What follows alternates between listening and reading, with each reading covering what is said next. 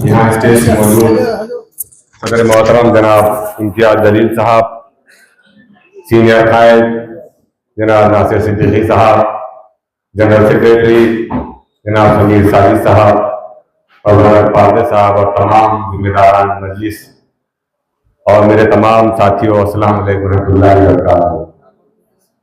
वैसे पोस्ट छोड़ के सनसनी पैदा करना और सुर्खियां बटोरना अगर कोई सीखे तो वो इम्तियाज जलील साहब से सीखे।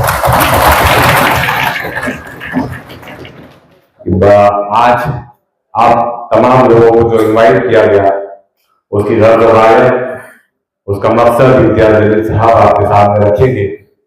इस मौके से बस मैं यही कहना चाहूंगा कि अपनी पिछली हारों को से कभी भी अपने हौसलों को कम मत कीजिए। मैं एक शेर कहना चाहूंगा हमारे अपने तमाम लोगों के लिए कि गिरते हैं शहसवार मैदान जंग में, गिरते हैं शहसवार मैदान जंग में, वो तिफल क्या गिरे जो घुटनों के बल चले। अब हम वो बच्चे नहीं रहे जो अपने घुटनों के बल चल चल के जो तो बार बार गिरते रहे। मैदान जंग में वही गिरते हैं जो घोड़ों पर सवारी करते हैं। और हम इंशाअल्लाह अपना ये सफर आगे भी जारी रखेंगे। इस मौके से मैं आप तमाम नौजवानों से एक दरखास्त करना चाहूंगा कि एक शख्स कि जिसने आपके और मेरे अंदर एक क़यादत की रूह फूंकी, एक शख्स जिसने आपको और मुझको अपने हक मांग कर और अगर मांग कर न मिले तो छीन कर हासिल करने की आदत डाली, एक वो शख्स कि जिसने बड़े बड़े अधिकारियों के सामने आपके अंदर ये हिम्मत पैदा कर दी कि आप बात कर सके, उसकी लाज रखना आने वाले दिनों में, जिसे हम और आप बैरिस्टर असदुद्दीन ओवैसी साहब के नाम से जानते हैं।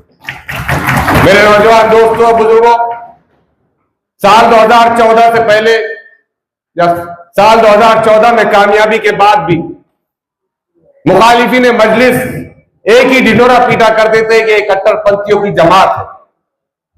लेकिन मुबारकबाद का मुस्तहिक है हमारा कायद कि जिसने बताया कि जब कभी मुसलमानों को क़यादत का मौका मिले तो वो ये साबित कर सकता है कि वो सिर्फ मुसलमानों की नहीं बल्कि पूरी इंसानियत की कायदाना सलाहियत अपने अंदर रखता है। और वो इम्तियाज जलील साहब ने एक मरतबा नहीं सैकड़ों मरतबा इस बात को प्रूव किया।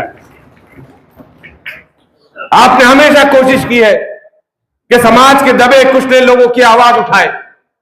आपने हमेशा कोशिश की है कि बदउनवानी के खिलाफ आवाज उठाए।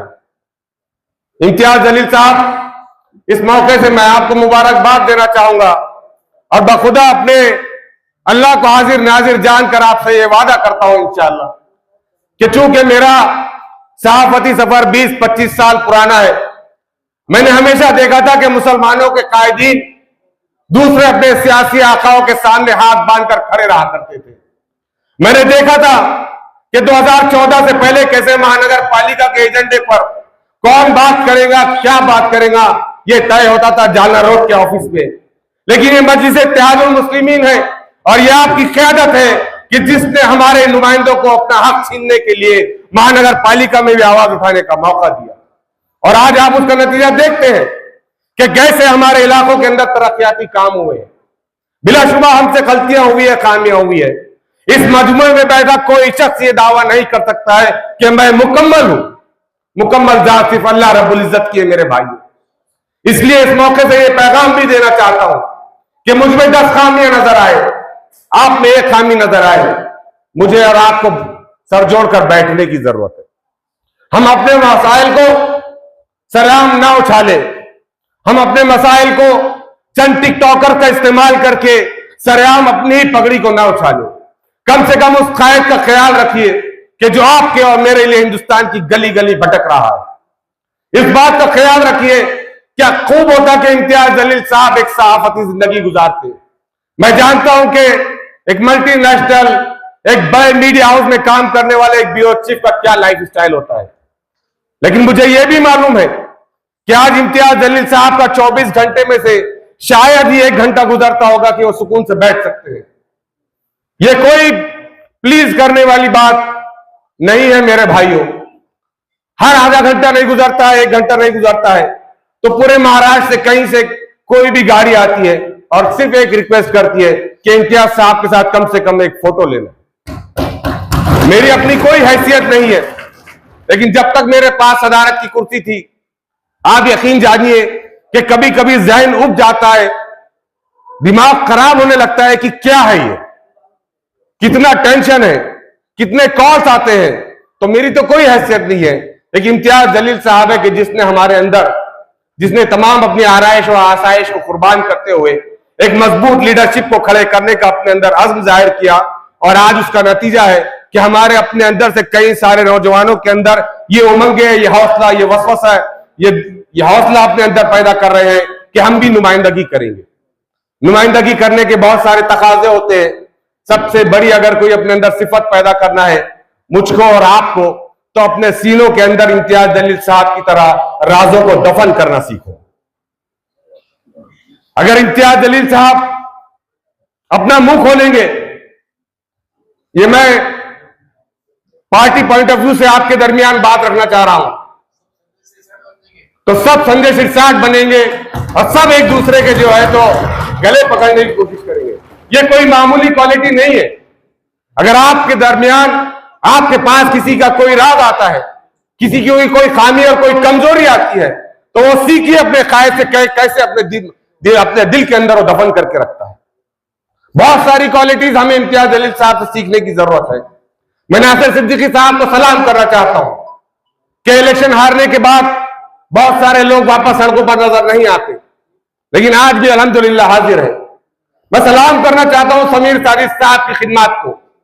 वो इसलिए कि एक शख्स जिसने कई सालों तक कोशिश की कि मुझे टिकट मिलेगा, लेकिन टिकट नहीं मिला, उसके बाद भी चेहरे पर बल नहीं आया।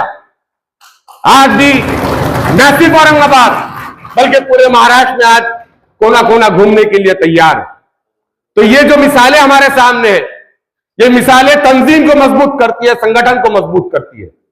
और अगर चाहते हैं कि तंजीम मजबूत हो, संगठन मजबूत हो, तो हमें भी कहीं ना कहीं बुर्दबारी का नजरअंदाज करने का, इग्नोर करने का जज्बा अपने अंदर पैदा करना पड़ेगा। हर चीज को अपने आप पर लेकर या पर्सनल और जाती मफादात को लेकर हमें पार्टी के ऊपर अपने आप को, अपने पार्टी को सबसे ऊपर हमने रखना पड़ेगा।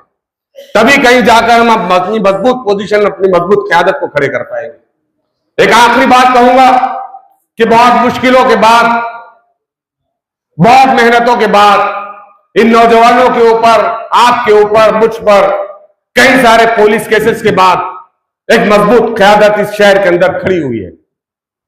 आप और हम 40 और 45 साल की उम्र में गुजर रहे हैं और पता नहीं कि कब कौन सा आखिरी दिन आ जाए, लेकिन खुदा के लिए अपनी तंजीम को मजबूत करने के लिए एक चोटी का जोर लगा दीजिए, अपने जाती मफादात को बालाए ताक रख दीजिए, इसलिए कि अगर वो क़यादत मजबूत होगी, वो तंजीम मजबूत होगी, तो आप और मैं नहीं बल्कि आपकी और मेरी आने वाली नस्लें इस शहर के अंदर सर उठाकर जिएगी इंशाअल्लाह।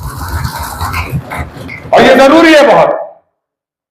इम्तियाज जलील साहब, आप इलेक्शन में किसी को टिकट दे या ना दे, लेकिन हम इंशाअल्लाह आपके साथ सीना सफर होकर हर वक्त खड़े रहेंगे, हर वक्त मौजूद रहेंगे इंशाअल्लाह। ऐसे ऐसे फैसले इम्तियाज जलील साहब के कि जिसने उनके अपने सियासी करियर को ही नहीं बल्कि उन्होंने अपनी जान तक दांव पर लगा दी। बताइए किस मर्द मुजाहिद में इतनी हिम्मत थी कि वो यहां से लेकर मुंबई तक बिना किसी पुलिस सिक्योरिटी के एक तिरंगा रैली निकाले, वो हमारे कायद ने कर बताया। बताइए एक पालक मंत्री जिसके पीछे पूरा डिपार्टमेंट होता है, जिसके पीछे पूरी मिनिस्ट्री होती है, पूरी सरकार होती है, उसके भ्रष्टाचार को निकालने का अगर किसी ने अगर हिम्मत बताई है तो बताइए इस वक्त औरंगाबाद या महाराष्ट्र में।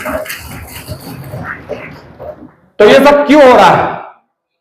ये सब आपके हमारे इत्तेहाद की वजह से हो रहा है, और ये सब इम्तियाज जलील साहब की दूर अंदेशी, लॉन्ग टर्म प्लानिंग, मंसूबाबंदी, सब नजरअंदाज करना, छोटी छोटी बातों को नजरअंदाज करना, सब्र करना, किसी की चीजों को अपने अंदर महदूद रखना, कभी कई सारे लोग होते हैं पार्टी के अंदर, कभी हम किसी की शिकायत करते हैं, कभी कोई हमारी शिकायत करता है उनके सामने, लेकिन मैं बात दावे के साथ कह सकता हूं कि इनमें से एक शख्स उठ के नहीं खड़े कर सकता कि इम्तियाज जलील साहब ने उससे कहा है कि शायद तेरे खिलाफ फलाने ने कहा, नासिर भाई तुम्हारे खिलाफ फलाने ने कहा। तो ये एक लीडरशिप की बहुत बड़ी क्वालिटी होती है, ये अपने अंदर लाई है। हमें लीडर से भी इम्तियाज जलील साहब के साथ सेल्फी खींचने वाले लीडर नहीं है।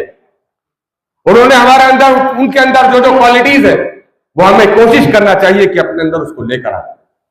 तो यही कुछ बातें थी। असल एजेंडा क्या था वो इम्तियाज जलील साहब जानते हैं।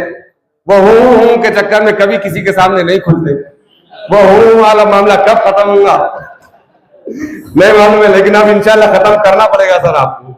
आप तो हूं के चक्कर में समझ में आता धरना लेना क्या नहीं लेना, तो बोलते हो अरे भाई बोलो यार लेना है क्या नहीं लेना प्लीज।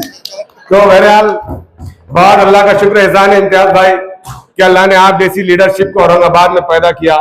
हमने बता दिया कि जब कभी मोमिन के हाथ में भी इंशाल्लाह कमान आएगी तो एक मोमिन भी इतनी सलाहियत और हैसियत रखता है कि वो इंसानियत की खिदमत कर सके। मैं मुबारकबाद देता हूँ इम्तियाज जलील साहब को, और हम तमाम लोग हाथ उठाकर भाई से वादा कीजिए कि इंशाल्लाह पूरी ताकत के साथ भाई के सर को हमेशा ऊंचा रखेंगे इंशाल्लाह।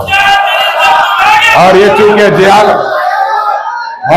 और ये चूंकि एक जियालों की जमात है, और जाहिर सी बात है कि जब तक नारे न लगे तब तक हमारी जमात और हमारा मिशन और हमारा पैशन जाहिर नहीं हो सकता है। मेरे साथ नारे लगाए ताकि हम इत्तेहाद और वलवले के साथ आगे की जंग लड़ सके। नारे तकबीर, नारे तकबीर, नारे तकबीर, हिंदुस्तान, हिंदुस्तान, हिंदुस्तान। बहुत बहुत शुक्रिया, जज़ाकल्लाह खैर।